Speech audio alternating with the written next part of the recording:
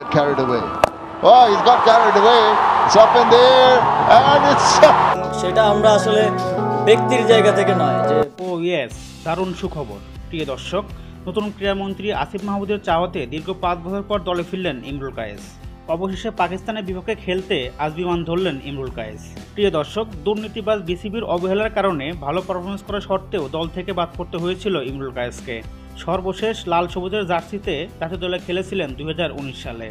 এরপর বিপিএল এবং ঘরোয়া টি-20 লিগে দুর্দান্ত পারফর্ম করলেও বিসিবির অবহেলার কারণে জাতীয় দলে সুযোগ পাননি তিনি। তবে বর্তমানে বাংলাদেশের সরাসরি শাসকের পতনের পর পরিবর্তন হয়েছে বিসিবিতেও। তাই তো ইমরুল কায়েসও ফেসবুকে পোস্ট করেছিলেন ক্ষমতার কালো থাবা থেকে বিসিবিকেও মুক্ত করতে হবে। তিনি আরও বলেন, বিসিবি কর্মকর্তাদের অবহেলার কারণে ক্রিকেটে যে কতটা ক্ষতি হয়েছে তা আমরা সবাই জানি।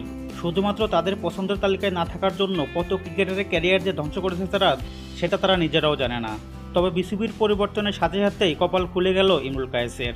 পাকিস্তানের বিপক্ষে খেলার জন্য জাতীয় দলে ডাক পেয়েছেন তিনি। ইতিমধ্যে তিনি পাকিস্তানের উদ্দেশ্যে রওনাও দিয়েছেন।